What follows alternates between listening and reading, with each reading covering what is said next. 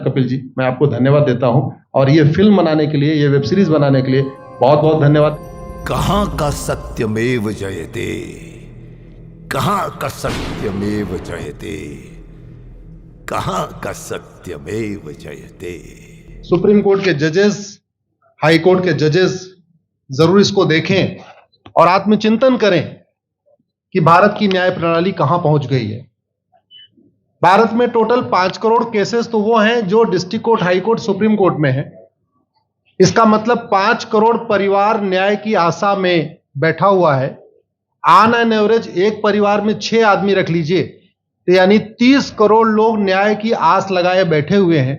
30 करोड़ का मतलब एक अमेरिका, 30 करोड़ का मतलब 15 ऑस्ट्रेलिया, 30 करोड़ का मतलब 7 कनाडा, 30 करोड़ का मतलब 1.5 ब्राजील। इतने लोग भारत में न्याय की आस में बैठे हुए हैं। और ये 5 करोड़ केस तो वो हैं जो district court, high court, supreme court में है। इसके पैरेलल हमारे देश में एक और जुडिशियल सिस्टम है, उसको कहते हैं तहसीलदार, एसडीएम, एडीएम, डीएम, कमिश्नर, जहां पे चकबंदी के मुकदमे चलते हैं। वो इस 5 करोड़ में काउंटेड नहीं है। जो तहसीलदार के यहां मुकदमा होता है, एसडीएम के यहां मुकदमा होता है, एडीएम के यहां होता है, डीएम के यहां होता है, चकबंदी अधिकारी जिसको सीओ कहते हैं, डीडीसी कहते हैं, एसओसी कहते हैं, वो इसके पैरेलल में है और 5 करोड़ मुकदमे वहां पे भी चल रहे हैं। इसका मैं लाइव एग्जांपल देना चाहूंगा भारत की ब्लैक जस्टिस सिस्टम का। 1985 में जौनपुर में एक 10 बीघे जमीन का मुकदमा शुरू हुआ था। अभी वो सबसे नीचे पायदान पे है, जिसको कहते हैं चकबंदी अधिकारी। 1985 में मुकदमा शुरू हुआ, 2023 आ गया, लगभग 37 साल बीत चुके। 37 साल में यह नहीं तय हो पाया कि असली विल कौन सी है। 2 लोगों ने क्लेम किया, वो कह रहे हैं मुझे विल मिली है, वो कह रहे हैं मुझे विल मिली है। 37 साल में यह नहीं डिसाइड हो पाया असली विल किसकी है।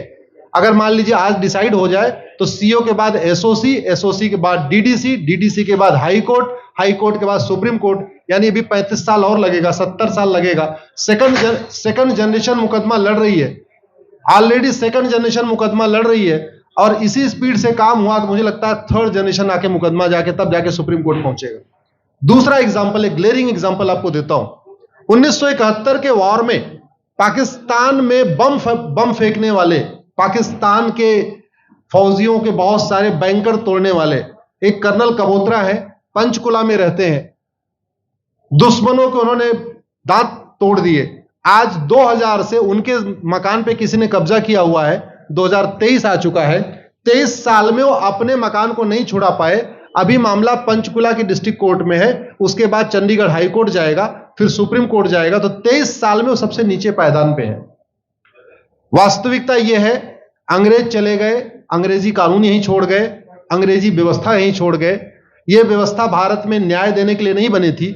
यह जो न्यायिक जुडिशियल सिस्टम था भारत में जो बनाया गया, वो केवल और केवल भारत को लूटने बांटने के लिए बनाया गया था।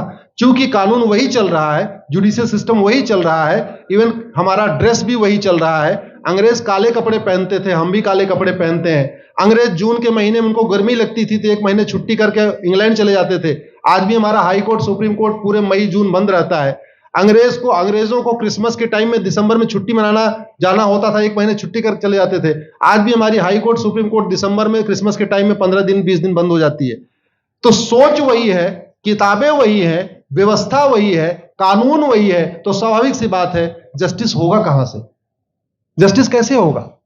हम 2023 में 1860 का इंडियन पिनल कोड लेके घूम रहे, 1861 का पुलिस एक्ट लेके घूम रहे, गवाहों के बयान 1872 के कानून से हो रहे। हमने सब कुछ वर्ल्ड क्लास कर लिया, लेकिन अपने जस्टिस सिस्टम को कंपेयर करने की कोशिश ही नहीं किया। जितने में एक एयरपोर्ट बनता है, एक एयरपोर्ट बनाने में 25,000 करोड़ की लागत आती है। अगर हमारी सरकारों ने एक एयरपोर्ट की कीमत जुडिशियल सिस्टम पे खर्च कर दिया होता तो हमारी न्यायिक व्यवस्था अच्छी हो गई होती। आज घटिया, चूंकि अकाउंटेबिलिटी नहीं है, जुडिशियल सिस्टम में कोई अकाउंटेबिलिटी नहीं है। किसी के साथ न्याय हो जाए, अन्याय हो जाए, कोई फर्क नहीं पड़ता। निर्दोष को जेल हो जाए, जज की कोई अकाउंटेबिलिटी नहीं। दोषी को बेल हो जाए, जज की कोई अकाउंटेबिलिटी नहीं। लाख लोग जेल में सड़ रहे हैं, लाखों धोखेबाज भ्रष्टाचारी बाहर घूम रहे हैं, मूल कारण है ब्लैक जस्टिस सिस्टम। आपने बहुत अच्छा आपने इस पे वेब सीरीज बनाया है, और इस देश में world class airport, world class highway, world class shopping mall, सब कुछ वर्ल्ड क्लास बना लिया।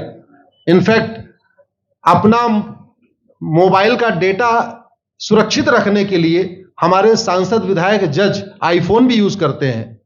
अमेरिका का आईफोन यूज करते हैं हमारा डेटा सुरक्षित हो जाए, लेकिन भारत सुरक्षित हो जाए उसके लिए यह नहीं देखते कि जापान में कौन सा कानून है, अमेरिका में कौन सा कानून है, सिंगापुर में क्या अच्छा चल रहा है। कनाडा में रेंट का मामला एक डेट में खत्म होता है।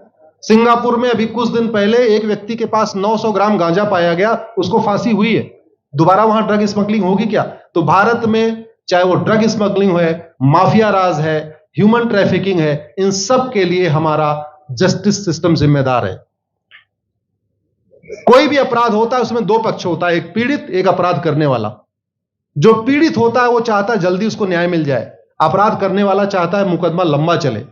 भारत का न्यायिक सिस्टम अपराध करने वाले के साथ खड़ा है। बलात्कारी चाहता है उसका मुकदमा 30 साल चले, और मुकदमा 30 साल चलता है। भू माफिया चाहता है कि गरीब की जमीन पे कब्जा कर ले, उसका मुकदमा 50 साल चले, और आज की डेट में मुकदमा 50 साल चल रहा है। इसका मतलब वर्तमान न्यायिक सिस्टम बलात्कारी के पक्ष में है, भू माफिया के पक्ष में है, ड्रग स्मगलर के पक्ष में है, ह्यूमन ट्रैफिकर के पक्ष में है, नक्सलियों के पक्ष में है, माओवादियों के पक्ष में है, जो लोग देश विरोधी काम कर रहे हैं उनके पक्ष में है। 40 साल 50 साल के बाद किसी व्यक्ति ने मिलावट करके लोगों का स्वास्थ्य खराब कर दिया, उसको 50 साल के बाद सजा हो रही है। इस बीच उसने कम से कम पता नहीं कितने लोगों का और भी कर दिया। तो ये जो जस्टिस सिस्टम होता है दवा की तरीके काम करता है। जैसे दवा अच्छी होती है बीमारी तुरंत ठीक हो जाती है, अगर दवा घटिया होती है तो बीमारी बढ़ जाती है। दवा खाने के बाद शरीर एज इट इज नहीं रहता, या तो बीमारी ठीक होती है या तो बीमारी बढ़ती है। अगर कोई आदमी एक गांव में किसी के साथ कुछ गलत कर दे, उसको 6 महीने के अंदर सजा हो जाए, साल भर के अंदर हो जाए, दूसरा अपराध वहां नहीं होगा। लेकिन अगर उस व्यक्ति को पनिशमेंट नहीं मिला तो स्वाभाविक सी बात है उसने उसको और मोटिवेट कर दिया। कहते नहीं ऐसे बुखार है, तुरंत 2 गोली खाइए बुखार ठीक हो गया, लेकिन अगर आपने दवा नहीं खाई या गलत दवा खा लिया तो टाइफाइड होगा या निमोनिया होगा। दुर्भाग्यवश ये हमारा जस्टिस सिस्टम यही कर रहा है। आज की डेट में जितनी समस्याएं हैं, चाहे वो घूसखोरी है, जमाखोरी है, मिलावटखोरी है, कालाबाजारी है, नशा तस्करी है, मानव तस्करी है, सोना तस्करी है, ड्रग स्मगलिंग है, या नक्सलवाद है, या माओवाद है, या कट्टरवाद है, जो भी समस्याएं हैं, उसका एक बहुत बड़ा कारण यह है कि हमारा जस्टिस सिस्टम उसको टैकल नहीं कर पा रहा है, उसको पकड़ नहीं पा रहा है, और इसीलिए भारत में अराजकता है। मैं तो इतने जानता हूं, ऐसी कोई बीमारी नहीं जिसकी कोई दवाई नहीं, ऐसी कोई समस्या नहीं जिसका कोई समाधान नहीं। हम हर चीज के लिए बाहर से चीजें खरीदते हैं, तो हम ये क्यों नहीं देख रहे हैं कि आखिर चाइना का जस्टिस सिस्टम कैसा है, सिंगापुर का कैसा है, कनाडा का कैसा है, फ्रांस का कैसा है, और अमेरिका का कैसा है। हम क्यों नहीं बेस्ट प्रैक्टिसेस उनकी अडॉप्ट कर लेते। दुनिया के कई देशों ने नार्को पॉलीग्राफ ब्रेन मैपिंग कानून बना दिया। मेरी बहन दीपिका नारायण बैठी हुई है, ये लगातार फॉल्स केसेस के खिलाफ, इनको मैं देखता रहता हूं, एक्टिव रहती है। एक कानून बन जाए नार्को पॉलीग्राफ ब्रेन मैपिंग, और कंप्लेन पे अंडरटेकिंग ले लिया जाए कि जो कुछ मैं शिकायत कर रहा हूं इसके लिए मैं अपना नार्को पॉलीग्राफ ब्रेन मैपिंग कराने के लिए तैयार हूं, हजारों की संख्या में फेक केसेस खुद ही खत्म हो जाएंगे। आज की डेट में लोग जुडिशरी की लापरवाही के साथ साथ फर्जी केस से परेशान है, फर्जी गवाही से परेशान है, फर्जी एफआईआर से परेशान है, हजारों परिवार परेशान है। कई बार देखा गया कि जो फैमिली के केसेस होते हैं उसमें कितने सारे फेक केसेस भी आ रहे हैं। तो जो वास्तव में दोषी हैं उनको पनिशमेंट नहीं मिल पा रहा है, जो निर्दोष हैं उनके खिलाफ फर्जी केसेस हो रहे हैं। आज की डेट में गांव में एक दबंग अगर जमीन कब्जा कर लेता है, किसी की हिम्मत नहीं पड़ती उसके खिलाफ कोई गवाही दे दे। लोगों को अपनी जमीन छुड़ाने में 30-30 साल लड़ना पड़ रहा है, 35 साल लड़ना पड़ रहा है। अगर 30 साल 35 साल के बाद कक्कड़ जी उसको अपनी जमीन मिल भी गई तो उसके साथ न्याय कहां हुआ? 35 साल में उसका टाइम बर्बाद हो गया, 35 साल में उसका पैसा बर्बाद हो गया, 35 साल वो मेंटल ट्रॉमा में रहा, 35 साल उसने तारीख पे तारीख झेली है। और मैं तो डिस्ट्रिक्ट कोर्ट में कई बार जाके देखा, ऐसे परिवारों को देखता हूं जिनके पास बस से आने के लिए पैसा नहीं है, साइकिल से आते हैं। ऐसे परिवारों को देखता हूं जो चाय नहीं पी सकते अपने पैसे से, बेचारे घर से रोटी बांध के और अचार लेके आते हैं, लेकिन वहां मजबूरी में वकील को पैसा देते हैं। तो हमारी कोर्ट कचहरी वास्तव में दलाली का अड्डा बन गया है। हमारी कोर्ट कचहरी भ्रष्टाचार का अड्डा बन गया है। और मैं दुख के साथ कहना चाहूंगा, अदालतों में न्याय हो नहीं रहा है, बल्कि न्याय बिक रहा है। जिनके पास पैसा है, वो उन्होंने कितना बड़ा क्राइम किया हो, मर्डर किया हो, रेप किया हो, उनको जमानत हो रही है। और जिनके पास नहीं है, वो बेचारे जेल में सड़ रहे हैं। कई बार तो देखा गया, मैंने मेरे मर्डर किया एक्स अनंत सिंह ने, लेकिन एक्स अनंत सिंह बाहुबली थे, उन्होंने थानेदार को 20 लाख रुपए दिया, वो वाई अनंत सिंह को लेकर जेल में डाल दिया। नाम वही है। अब उसके बाद क्या हुआ, 20 साल मुकदमा चला और फिर सबूत के अभाव में छूट गया। तो जिसने मर्डर किया वो तो कभी जेल गया ही नहीं। एक निर्दोष जेल गया, 10-20 साल के बाद उसने अपना जमीन बेचा, सब कुछ किया, मां बाप सब कुछ तबाह हो गए, फिर वो सबूत के अभाव में छूट रहा है। तो सबूत के अभाव में अगर 20 साल के बाद छूट भी गया हो, उसका 20 साल कौन लौटाएगा? उसके 20 साल के लिए कौन जिम्मेदार है? उसके 20 साल जो बर्बाद हुआ, उसके लिए संविधान की शपथ लेने वाले जिम्मेदार हैं। संविधान के प्रियम्बल में लिखा है, हम आपको जस्टिस देंगे, हम आपको न्याय देंगे। न्याय देने की जिम्मेदारी किसकी? जिन्होंने शपथ लिया। शपथ कौन लेते हैं? जजेस लेते हैं, सांसद, विधायक, मंत्री लेते हैं। तो आज की डेट में अगर लोगों को न्याय नहीं मिल रहा है, तो इसके लिए वही जिम्मेदार हैं जो संविधान की शपथ लेते हैं। संविधान की शपथ लेने वालों को वेतन, भत्ता, गाड़ी, बंगला इसीलिए मिलता है कि लोगों को न्याय मिल सके, फास्ट जस्टिस मिले, कंप्लीट जस्टिस मिले। अनफॉर्चुनेटली कंप्लीट जस्टिस मिलने में तो 50-60 साल लग जाता है, फास्ट जस्टिस तो सपना हो गया है। इसलिए आज आपने जो ये वेब सीरीज बनाई है, मैं आपको धन्यवाद देता हूं। एक ऐसे विषय पे जिस पे कोई टच नहीं करता, लेकिन जिससे करोड़ों लोग पीड़ित हैं। मैंने कहा ना, 5 करोड़ लोग सीधे district court, high court, supreme court के केसेस से पीड़ित हैं, और 5 करोड़ मुकदमे एसओसी, डीडीसी, तहसीलदार के यहां चल रहा है। तो अगर 5 करोड़ से 30 करोड़ लोग इधर पीड़ित हैं, तो उधर भी पीड़ित है। वास्तव में बहुत बड़ी संख्या भारत में इसी से पीड़ित है। और अपराध, भ्रष्टाचार और जितनी भी अराजकता चल रही है, उसका मूल कारण भी यही है। जस्टिस सिस्टम अच्छा हो जाए, कानून सख्त हो जाए, कानून का खौफ पैदा हो जाए, न्यायपालिका का खौफ पैदा हो जाए, और ये थाने जो दलाली के अड्डे बन गए हैं, तहसील जो दलाली का अड्डा बन गया है, डिस्ट्रिक्ट कोर्ट जो कमीशन खोरी का अड्डा बन गया है, अगर इस पे कंट्रोल हो जाए तो वास्तव में भारत में फिर से राम राज्य आ सकता है।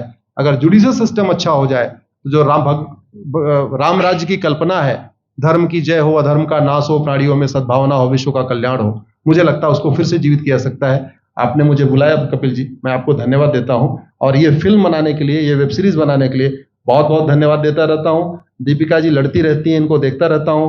बहन नेहा जी आई हैं, ये अपने गानों से मुझे लगता है बहुत अच्छा आप लिखती हैं। और इसी तरीके से कड़वा सच आप लिखते रहिए, कड़वा सच गाते रहिए। लोग आज की डेट में, यंग जनरेशन कड़वा सच सुनना चाहती है। मीठे झूठ ने इस देश में शुगर, डायबिटीज पैदा कर दिया। भारत केवल लोग डायबिटीज से नहीं पीड़ित हैं, बल्कि हमारी व्यवस्था को डायबिटीज हो चुका है। और उस डायबिटीज को दूर करने के लिए नेहा राठौर जैसी बहनें जो सही बात कह रही हैं, दीपिका जी सही बात कह रही हैं। आप लोग जो है बहुत अच्छा काम कर रहे हैं। और आपने, कक्कड़ साहब, आपने बनाया वेब सीरीज, आपको विशेष आभार, धन्यवाद देता हूं। यही निवेदन करता हूं, इस वेब सीरीज को ज्यादा से ज्यादा देखें। और खास तौर पे अगर आपके जानने वाले कोई जज हैं, कोई आईएएस हैं, कोई आईपीएस हैं, मंत्री, सांसद, विधायक हैं, उनको भी एक बार फोन करके, व्हाट्सएप करके एक बार कहिए कि वो भी इसको जरूर देखें। क्योंकि अल्टीमेटली न्यायिक व्यवस्था बदलने की जिम्मेदारी उन्हीं की है जिनको वेतन, भत्ता, गाड़ी, बंगला, free air ticket, free rail ticket और वीआईपी व्यवस्था मिलती है। ये व्यवस्था उन्हीं को बदलनी है। जय हिंद, धन्यवाद।